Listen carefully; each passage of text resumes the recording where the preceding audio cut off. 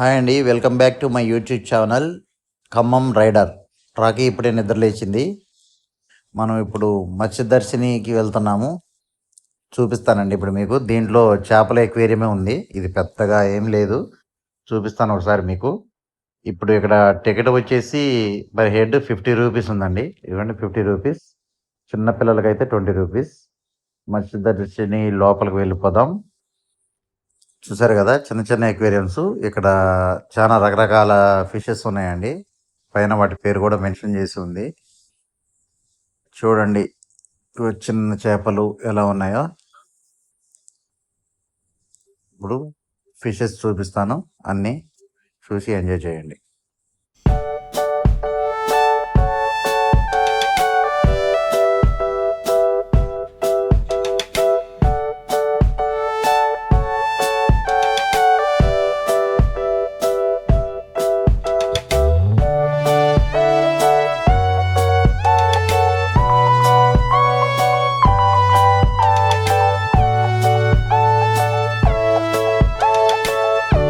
Next మనం నిన్న చూపించలేకపోయాను కదా, ఆ 4 మ్యూజియంలు ఈరోజు చూపిస్తానండి. ఆ 4 మ్యూజియంలు ఏంటంటే aircraft museum, Sea Harrier, helicopter museum and submarine museum కూడా. ఇప్పుడు మనం హెలికాప్టర్ మ్యూజియంకి వెళ్దామండి. ఇది హెలికాప్టర్ మ్యూజియం అండి, UH-3 హెలికాప్టర్ మ్యూజియం. వచ్చేసి పర్ హెడ్ 100 రూపీస్ అండి. చిల్డ్రన్స్కి అయితే 50 రూపీస్ టికెట్ ఉంటుంది. ఇప్పుడు మనం ఎంట్రీ చూపిస్తాను. చూశారు కదా, లోపల చూడడానికి చాలా అద్భుతంగా ఉందండి. మన వాళ్ళు ఏ ఇయర్లో ఏమేమి సాధించారు అని ఈ ఫ్లైట్ ఆఫ్ ద లెజెండ్లో ఇక్కడ రాసిపెట్టి ఉంది. ఇది చాలా చూడడానికి చాలా చక్కగా ఉందండి. లోపల అంతా ఏసీ అండి. బయట మనకి విపరీతంగా ఎండ ఉంది కదా, లోపల ఏసీ ఉంది. ఇక్కడ ఉండటానికి కూడా చాలా బాగుంది. మా వాళ్ళు ఇక్కడ ఫోటో దిగారండి. ఇప్పుడు హెలికాప్టర్ను చూపిస్తానండి. దీనిని సారస్ అని కూడా పిలుస్తారండి.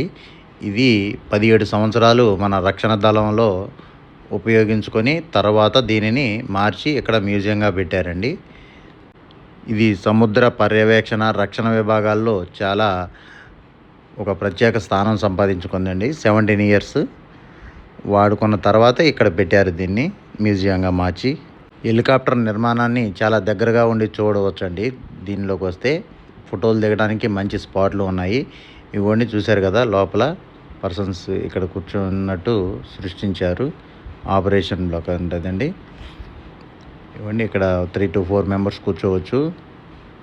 చూడండి, ఇది స్కూల్ పిల్లలకి మంచి విద్యాపరమైన సాంకేతికతను రూపొందించడానికి కూడా చాలా బాగుంటుందండి. ఈ 4 మ్యూజియంలు కూడా బయట నుంచి వ్యూ చూశారు కదా. ఈ ప్రదేశాలన్నీ బీచ్కి దగ్గరగా ఉండటం వల్ల సందర్శకులు కూడా ఎక్కువగా దీన్ని చూడడానికి సుముఖత చూపుతున్నారండి. చూడండి, ఇవన్నీ లైఫ్ జాకెట్స్ అవన్నీ ఇక్కడ ఉన్నాయి. ఇది హెలికాప్టర్ ఇంజన్ అండి. ఈ ఇంజన్ పేరు వచ్చేసి 402 TS-8GE 402 ఇంజన్ అండి హెలికాప్టర్ది.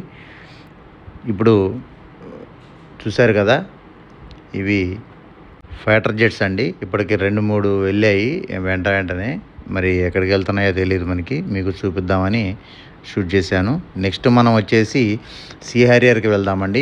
ఇది సీ హ్యారియర్ అండి. ఐనాస్ 300, ఐనాస్ 552 అని రాసింది. Sea Harrier museum. ఇక్కడ కూడా సేమ్ పర్ హెడ్ 100 రూపీస్, పిల్లలకి 50 రూపీస్ అండి. ఇప్పుడు మనం ఈ సీ హ్యారియర్ మ్యూజియం గురించి తెలుసుకోవాలంటే, ఇది భారత నౌకాదళ వైమానిక చరిత్రను ప్రతిబింబించే ప్రత్యేక మ్యూజియం అండి.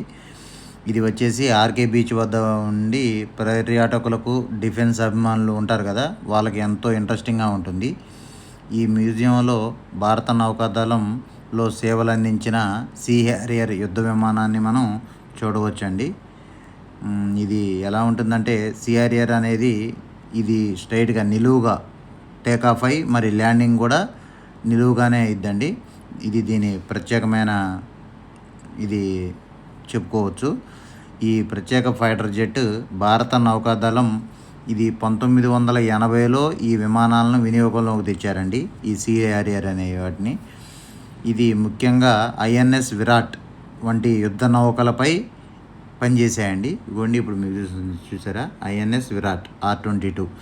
ఈ నౌకాదళంలో ఇవి పనిచేశాయి. తర్వాత 2016లో వీటిని సేవల నుంచి విరమింపజేశారు. ఈ మ్యూజియంలో విమానం ఇంజన్ భాగాలు మరియు టెక్నాలజీ వివరాలు కూడా మనం తెలుసుకోవచ్చు. చూశారు కదా, ఇవన్నీ పార్ట్స్, వాటి టెక్నాలజీ కూడా ఎక్స్ప్లెయిన్ చేశారు ఇక్కడ. ఇది పిల్లలకి మరియు పెద్దలకు, విద్యార్థులకు కూడా విద్యాపరమైన అనుభవం కలుగుతుందండి ఇక్కడ విజిట్ చేస్తే. ఇది కంపల్సరీ విజిట్ చేయాల్సిన మ్యూజియం. చూశారు కదా, ఈ విమానంలో వాడే ఈ విరాట్ యుద్ధ నౌకలపై వాడినటువంటి ఈ విమానంలో ఉన్న parts, pilots and co pilots అన్నీ వాళ్ళ గురించి వివరంగా చెప్పారండి. ఈ మ్యూజియం 2023లో స్టార్ట్ చేశారండి, ఇక్కడ ప్రారంభించారు. చూశారు కదా. నెక్స్ట్ వచ్చేసి మనం ఎయిర్క్రాఫ్ట్ మ్యూజియం చూపిస్తానండి ఇప్పుడు. ఇది ఎయిర్క్రాఫ్ట్ మ్యూజియం. ఇది చూడడానికి ఎంత అద్భుతంగా ఉంటుందని ఇక్కడికి ఆల్రెడీ చూసి వచ్చిన వాళ్ళు చెప్తున్నారండి. ఇది కూడా సేమ్ 100 రూపీస్ పర్ హెడ్ అండి, చిల్డ్రన్కి 50 రూపీస్. ఇది ఎంట్రీ అండి. ఇవి చూశారు కదా ఓవర్ వ్యూ ఎలా ఉందో. ఇది ఇప్పుడు దీని గురించి నేను మీకు ఎక్స్ప్లెయిన్ చేస్తానండి. ఇది వైజాగ్లోనే ఆర్కే బీచ్ దగ్గరలోనే ఉంటుందండి. ఇది కూడా TU-142 ఎయిర్క్రాఫ్ట్. ఇది TU-142 ఎయిర్క్రాఫ్ట్ మ్యూజియం. ఇక్కడ ఫోటోలు దిగుతున్నారండి వీళ్ళు. ఇది కూడా భారత నౌకాదళానికి చెందిందండి ఈ TU-142 ఎయిర్క్రాఫ్ట్ అనేది. ఇది ఒక ప్రసిద్ధ యుద్ధ విమానాన్ని వాడుకున్న తర్వాత దీన్ని మ్యూజియంగా మార్చి ఏర్పాటు చేసిన ప్రత్యేక స్థలం అండి ఇది. ఇవన్నీ చూశారు కదా, పైలట్. దీన్ని ఎవరు ఇక్కడ టచ్ చేయకూడదని రాసిపెట్టి ఉందండి. ఇది ఒక ప్రత్యేక టూరిస్ట్ ప్లేస్ కాబట్టి దీన్ని జాగ్రత్తగా చూసుకోవాలి. ఈ విమానం సోవియట్ యూనియన్ వాళ్ళు రూపొందించిన TU-142M అనే భారీ యాంటీ సబ్మెరైన్ యుద్ధ విమానం అండి ఇది. చూశారు కదా ఎలా ఉందో. ఇవన్నీ మిసైల్స్ ఎలా ఉపయోగించారు. ఇదేం టర్బో జనరేటర్ అండి. పారాషూట్స్, సునోబాయ్ చూపిస్తానండి ఇప్పుడు మీకు. ఇది పారాషూట్లు అన్ని ఫ్లైట్లో ఏమేమి ఉన్నాయి. ఇది ప్రొఫైలర్లు అండి, ఇంజన్ ప్రొఫైలర్లు, పారాషూట్లు, సోనోబాయ్స్, యాంటీ సబ్మెరైన్ మిసైల్ వంటి పరికరాలు దీంట్లో చూడవచ్చండి. ఇది ఫ్లైట్ టైర్లు అండి. ఇవి మిసైల్. చూశారు కదా, ఇది లోపల అండర్ వాటర్లో మిసైల్స్ అండి. పైనుంచి అలా మన వాళ్ళు మిసైల్స్ వదులుతారు. చూశారు కదా టైల్ గన్ ఇన్ యాక్షన్ అని రాసి పెట్టి ఉంది. మిసైల్ ఎలా వాడుతున్నారో చూపించారు. ఇది ఎయిర్ క్రాఫ్ట్ అండి. ఇది 2017లో ఈ మ్యూజియంను ప్రజలకు అందుబాటులోకి తీసుకొచ్చారని చెప్పాను కదా. ఇది భారత మాజీ రాష్ట్రపతి రామ్నాథ్ కోవింద్ గారు దీన్ని ప్రారంభించారండి. ఇప్పుడు మీకు ఎయిర్క్రాఫ్ట్లో ఎలా ఉంటుందో చూపిస్తాను. ఇది మనం దగ్గరగా చూడడానికి చాలా బాగుంది. ఈ విమానం లోపలికి వెళ్ళి కాక్పిట్, సిబ్బంది పనిచేసే ప్రాంతాలను కూడా చూడవచ్చు. ఇవి మిసైల్స్ అండి, ఇందాక చూపించాను కదా. ఇది భారత నౌకాదళంలో దాదాపు 29 నుండి 30 సంవత్సరాలు సేవలు అందించిందండి ఇది. ఈ విమానం ఇప్పుడు సేవలు అందించిన 29 నుంచి 30 సంవత్సరాలు సేవలు అందించిన కాలం అని చెప్పాను కదా. ఆ కాలంలో 30,000 గంటల పాటు ప్రమాదం లేకుండా ఎగిరిన ప్రత్యేక రికార్డు కలిగి ఉందంటండి ఇది. 30,000 గంటలు ఏ ప్రమాదం లేకుండా కంటిన్యూస్గా ఎగిరిన ప్రత్యేక రికార్డు దీనికి మాత్రమే ఉందంట. అందుకే దీన్ని విశాఖ గర్వం అని కూడా పిలుస్తారని చెప్పారు. చూశారు కదా లోపల సిబ్బంది ఎలా కూర్చొని ఉన్నారు. మనం ఇప్పుడు బయటకు వచ్చామండి. బయట వ్యూ చూపిస్తాను. ఇది మన ఎత్తు 5 ఫీట్ ఉందండి ఇది. ఇప్పుడు నేను మీకు సబ్మెరైన్ మ్యూజియం కూడా చూపిస్తాను. నేను ఇందాక చెప్పాను కదా, ఇవ్వండి NCC పిల్లలను కూడా స్కూల్ వాళ్ళు ఇక్కడికి తీసుకొచ్చారు. ఎవ్రీ ఇయర్ ఎక్కువగా తీసుకొస్తూనే ఉంటారంట NCC పిల్లల్ని ఇక్కడికి. ఇదే అండి సబ్మెరైన్ మ్యూజియం. ఇప్పుడు మీకు లోపలికి వెళ్ళి చూపిస్తాను. ఇది ఎలా ఉంటుందనేది మీకు ఎక్స్ప్లెయిన్ చేస్తాను. అసలు సబ్మెరైన్ అంటే ఏంటంటే అండి, ఇది అడుగున ప్రయాణించే యుద్ధ నౌక. సముద్రం లోపల అడుగున ప్రయాణించే యుద్ధ నౌక. లోపల అనేక రోజుల పాటు కనిపించకుండా కూడా ఇది ప్రయాణించగలదు. ఇది సముద్ర అడుగు భాగాన ప్రయాణిస్తూ శత్రు నౌకలను గమనిస్తూ రహస్య సమాచారాన్ని సేకరించి టార్పెడోలతో, అంటే మిసైల్స్ ఉంటాయండి నీటిలో పోయే వాటిని, మిసైల్స్ని టార్పెడోలు అంటారు. వాటితో దాడులు చేస్తారు మన వాళ్ళు. నెక్స్ట్ సోనార్ సెట్స్ ఉంటాయి. ఇవి చూశారు కదా, ఇది సోనార్ సెట్. ఇది కంపార్ట్మెంటు. సోనార్ సెట్ అంటే శత్రు నౌకలను గమనించే గది అండి అది. ఇది చూశారు కదా, ఈ ఇక్కడ ఉన్న ఎంప్లాయీస్, నౌకాదళ సభ్యులు వాళ్ళు పడుకోవడానికండి.